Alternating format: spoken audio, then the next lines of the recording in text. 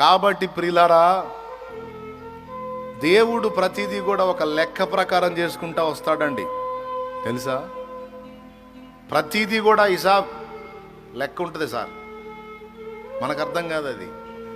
అందుకే అందరికీ ప్రేమతో చెప్తున్నాను ఏంటంటే, ప్రతిదీ లెక్క ప్రకారం వ్యవహరించేటువంటి దేవుడు మన జీవితంలో కొన్ని మనకు అందకుండా చేయటంలో కూడా లెక్క ఉంది, కొన్ని దక్కకుండా చేయటంలో కూడా ఒక లెక్క ఉంది సోదరా.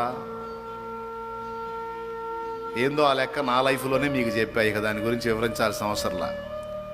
అలా కొన్ని నీకు లేకుండా పోవటం వెనక కూడా లెక్కే ఉంది. కొన్ని నీకు అందినవి అంటే లెక్కే ఉంది. కొన్ని నువ్వు కోల్పోయావు అంటే కూడా ఏముంది? నాకు ఎందుకు ఇలా జరిగింది అంటే నువ్వు ఒకటే అనుకోవాలి, ఇది దేవుని లెక్క. నాకు ఎందుకు ఇలాంటి పొజిషన్ వచ్చింది అంటే ఇది దేవుని లెక్క.